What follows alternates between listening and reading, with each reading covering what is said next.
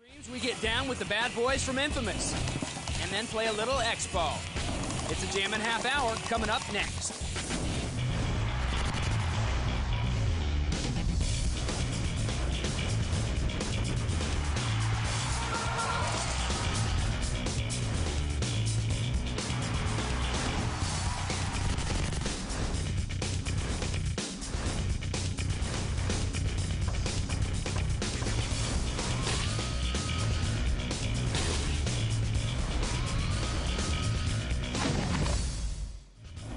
Ah, the lovely skies of beautiful southwestern Pennsylvania, shattered by the Bam Bam barrage of paintball action. Hey everybody, I'm James Bates, and as you know by now, this is Paintball 2Xtremses, your #1 source of action and information on America's, well, even the world's fastest growing sport. We got a ton of stuff to get to today, so much that I can't carry the whole load by myself. Fortunately, we have the lovely Jennifer Pierce. Here she is.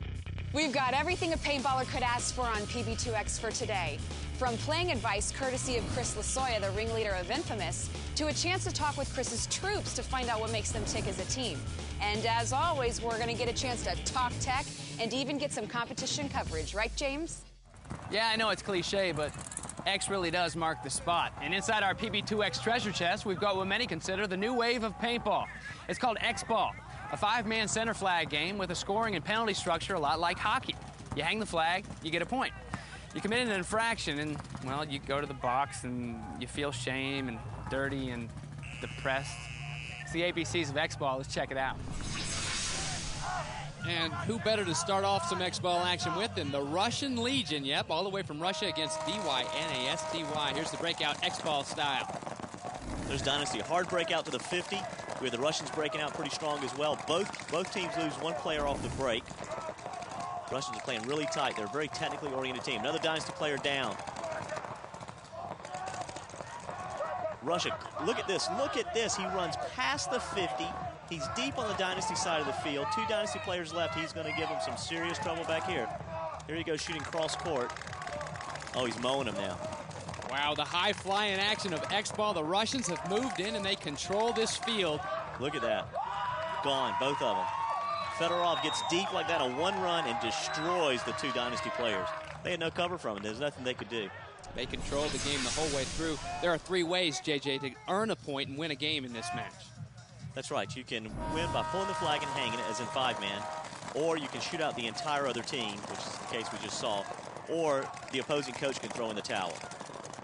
The most common way to win this game really is by eliminating the other team, because once all 5 are out, that's the end. But it's not the end of the whole deal. The whole day still goes, and here's game 2 now. Dynasty on the right, the Russian Legion on the left, and Dynasty up there in the center early behind that big X in the middle of the field. Yeah, they're trying to play catch-up now, so they're down a point overall, and they're working the middle of the field. Again, trying to find those angles. Dynasty player, ref's on him, he's gone. That's it, top of the head. Dynasty player is a good position in the middle of the field, but I believe he may be by himself, which is not the best place to be. And the sights and sounds of paintball, very noisy field, whether it's the communication between the players, the people from the stands, and the coaches. That's right. This is one of the few places in paintball where you can actually coach from the sidelines. You have coaches involved, spectators giving them advice. The Russian Legion stepping out there. Fedorov's gone. Yeah, it's 2-on-1 now. Well, Fedorov made the big charge in game 1 down the right side. It's not going to happen this time. The boys in blue, Dynasty, taking another Russian out, and yes, the Russians go down. A little bonus ball for you. But it's the boys in blue, Dynasty. We'll take game 2. You like this X-Ball, don't you? Well, we got more later in the show. You know, the guys getting all the buzz in paintball these days are known as Infamous. The bad boys with the bumblebee colors on, and their leader, well, the king bee, if you will, Chris Lasoya, took some time out to tell us the methods of the midfield.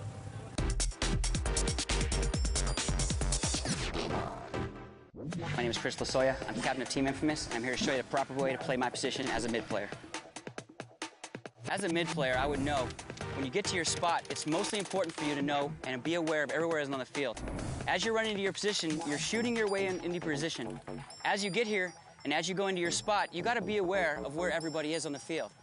Now, as you get in here, losing track of people is very easy. So what you have to do is every now and then, you've got to pop yourself up and take a look at the field, come back down, and make sure that you know that everybody is still in the same positions. After doing that, your position is to get to the front and start making eliminations. And how you do that is you got to live behind your gun, you shoot your way out, and as you shoot your way out, you can make to the front positions as easy as pie. As you get to the front positions, then you're all elimination free, and you can just continue down the field and win the game for your team. Well, with their winning ways, you know we got to give Chris and his teammates even more props. So when we come back on Paintball 2Xtremses, more Infamous. Stay right there.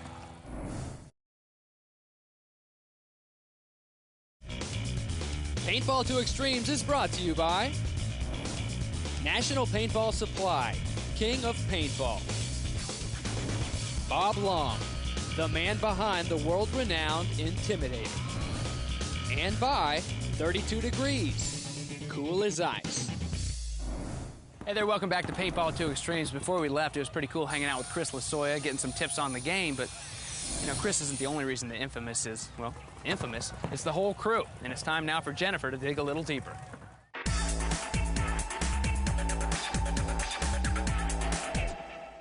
Originally Team Avalanche, then morphed into Miami Effect. The Breakaway Boys of Infamous are one of the top teams in the sport, and they carry a name earned by both actions and attitude. We're infamous for what we did. We have a lot of infamous players in the team, you know, so it just stuck, and it was just one of those things like, hey, that's the one. The core group has been together for over 5 years and has evolved into its own little fraternity, one that is spread all over North America. We pretty much have an all-star roster that doesn't have an all-star ego. We're a really good team. We have a lot of good team unity. We get along really well, and we're all really good friends. We always had really good individual talent, and then over the years we've been able to kind of come together and make a real team out of it. We've known each other for so long, so it's kind of like brothers. You guys, you hate each other sometimes, but you're always friends. One of the greatest challenges that a team as well known as Infamous faces is the logistics of getting everyone together from all over the country to practice in the D.C. area. Once they're all there, they work out their plans for the next tournament. We practice the fields before we come and play them. So I got to get a printout of the field. We got to set that field up. We got to come up with the plays, what we think might work. The only thing that goes according to plan is the 10 seconds before they ring the buzzer. As soon as they ring the buzzer, it's all improv. I know when I'm out there with John and Chris, we feed off each other. We know what each other's going to do, and you start trusting each other. But these veterans know that part of Infamous's team plan is to look to the future. You know, we have a bunch of young kids in the team because, you know, I can't lie, you know, Brian, myself, we're not getting any younger. And how do the up-and-coming players look at being part of a legend? Yeah, there's a lot of people that hate us, like other teams that we beat, but a lot of people love us too, especially the girls. So just like Paintball has its own Team Infamous, Paintball 2Xtremses has its own infamous character. Chris Spina, the absolute authority, the gadget guru, the equipment expert. Whatever, the dude just knows a lot about balls. Let's talk tech.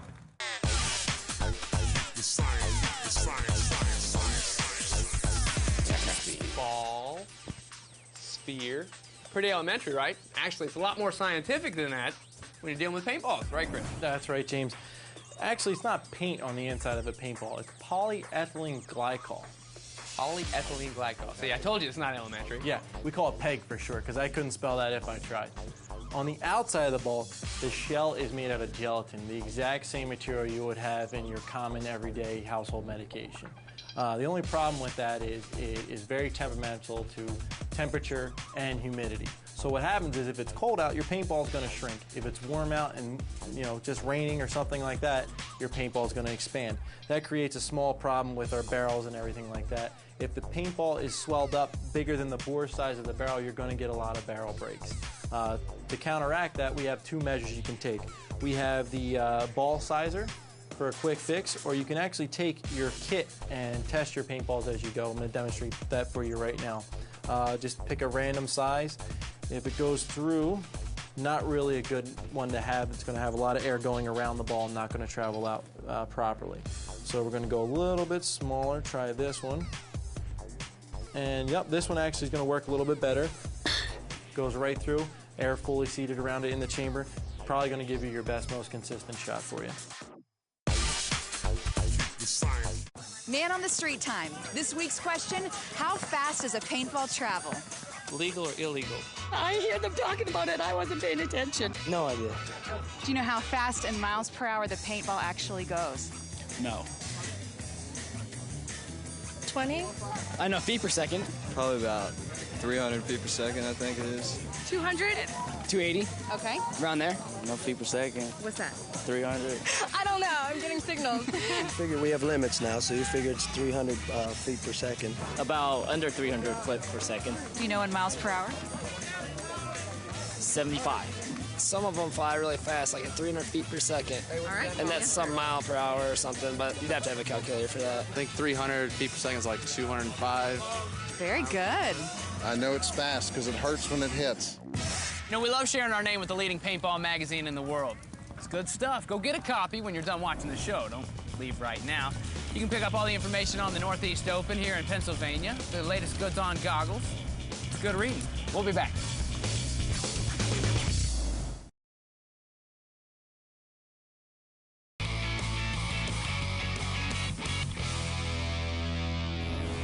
Hey everybody, I'm James Bates. Welcome back to Paintball 2Xtremses. The folks here really getting in that X-ball groove. What do you say we get back to the action, huh? Back over to the X-ball field now. The Russians and Dynasty, they've switched sides. They've also scored a few points amongst them. Now the Russians up 6-2. When we last left, we saw them each win a game, but now it's Dynasty on the back end. The frustration building a little bit now, JJ. Yeah, exactly. You see Greenspan kind of upset. He got shot out, and he wants to take someone with him. He claims he hit somebody as well. Dynasty, the pressure's on them. They have to take it to the Russians. The Russians simply are trying to run the clock down, be somewhat defensive, not make mistakes, which is their specialty, is not making mistakes. They're really good at playing the tight, technical game. Well, technicalities aside, the referees are out there to make sure the rules are followed. You see about 5 of them on their bellies. Yeah, there's Fedorov bumping out to the left. Up, took a chance, got shot in the head. He's gone. And the Russians can afford to take a few chances. Dynasty, on the other hand, they need some things to go their way. It's a race against the clock, 2 20-minute halves here in X-ball as they reload, and you got to get up there with that clock, especially when you're down 6-2 as Dynasty is right now, so they've got to make a little charge right here.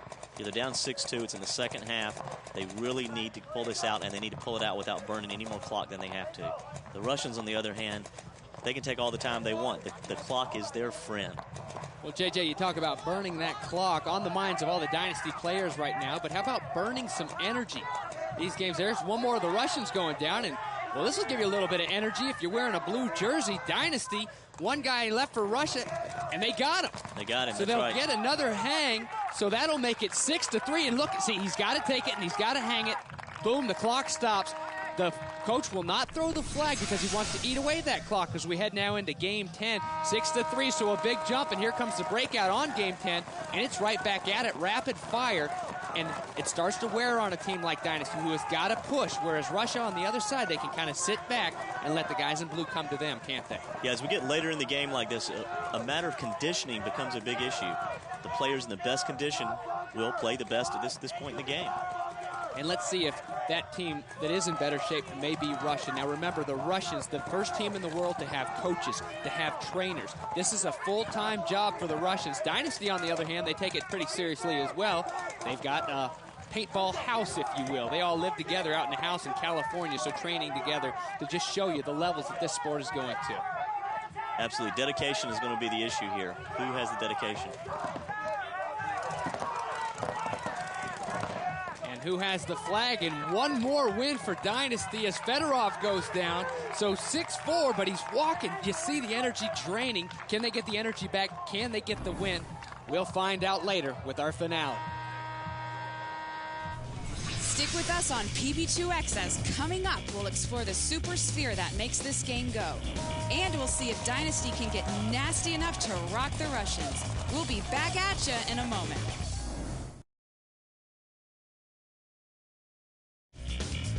Paintball 2Xtremses is brought to you by Diablo, play with fire. Empire, it's a lifestyle. And by National Paintball Supply, king of paintball. Hey, welcome back to Paintball 2Xtremses. I'm James Bates. Aw, look at that. When I left today, I promised my wife I'd stay safe and stay clean. Well, I'm not clean, but I'm always safe because I'm friends with JJ Brookshire, our safety zone expert, and today, it's balls out. JJ, it takes a lot of balls to play paintball. 6 billion of these things a year. That's what the industry goes through, and you got to be safe when you take care of these, just as your marker and everything else that comes along with paintball. That's right. The paintballs themselves are important part of it's a very important part of the game. You want to make sure they're stored correctly. You can't freeze them. You don't want to overheat them. Even the humidity is important. If a ball does become frozen, you have a couple of issues. One, it'll dimple, so your accuracy is going to go away and it won't reshape correctly after it thaws. But more importantly, while frozen, it may cause an injury because it's not going to break on impact. So make sure you keep the temperature right, keep the humidity around 50%. If you're comfortable, they're comfortable. All right, and well, it is a gelatin base, but that's not like Jell-O, so you can't eat them, or you shouldn't at least. And little kids, they may not know the difference between this and a gumball. It's actually made of a similar substance as you would find, say, in Jell-O. The gelatin is a pork byproduct in this case, so it has kind of a pork smell to it, which makes it attractive to pets. In the case of children, they look at them kind of as a gumball sometimes, or a candy. They might accidentally ingest one. It's not anything toxic, but if they eat too many, it could give them an upset stomach, might make them sick for a little bit. So, again, avoid getting these in the wrong hands. Had enough of paintball yet? I didn't think so. So what do you say we get back to the X-ball action, see what's happening? Back at the X-ball field and back to the Russians and Dynasty. There's Dynasty on the left breaking out. They've got to make up some ground, down 9-5. Long way to go. Oh, and a short time to get there. Losing one guy already off the break, and there's two right off the bat. So the Russians come out firing, and Dynasty has to pull something huge right here if they want to get a win today. Yeah, they're in big trouble, not just because of the two players down, but the clock is just about gone. And being down 9-5 with so little time left, they're in serious, serious trouble. So one player's being aggressive. He's trying. He's going past the 50. He's really taking it to him. But he's basically 1-on-4, 1-on-5 right now. Look at that angle. Look at that. No cover. Such a big game here on the X-ball field. Remember, no European team has ever come to the United States and won a major event, but the Russians on the verge of doing that. The EXL champions, the European X-ball champions, bringing it over here to the United States, the Northeast Open today, and Dynasty's trying to do something to stop it. Oh, but BC gets got. Yeah, that's it for Dynasty. It's done. Very little time left. They're walking off the field, ejected. They have one more chance right here. So 10-5, not a lot of time left. The Russians are ready to roll. Dynasty's ready to roll. Here we go. Yeah, the Russians break out. Again, defensive. They know that the clock is their best friend right now. Dynasty has to take it to them in an aggressive manner to have any chance of turning this around. And with the clock being what it is, Dynasty's in a terrible position right now. That's why Dynasty trying anything, every nook and cranny, going underneath the big X in the middle of the field, trying to do something. Yeah, that's Alex Frage. He's not used to losing. Oh, there he goes. Nice facial for Alex as he heads off the field. Working that bunker. Look at Team Russia. Russian Legion, there's one guy going down. But the bunker was doubled up, so they leave one in the bunker anyway. The bunker is not clean. He still has a player in there. There's big Fedorov, one of the leaders for this Russian Legion team, always on the move, a lot like Sergei Fedorov of the NHL. Yeah, who knows? They may be related. Now here's Dynasty trying to move up. They have to make something happen. They know they have to keep moving. Fedorov slinging some paint, working both sides of that bunker. Great defense by the Russians. Great defense. Look at the vision on this guy. Never takes his eye off the ball. Well, Angel Fragoza down here in the snake, and here comes Konstantin Fedorov. This will be interesting. No, it won't. Angel's gone. Fedorov's still there, and Team Russia still there and jumping high. EXL champions now at the Northeast Open. Hey, Jen, I hope you speak Russian.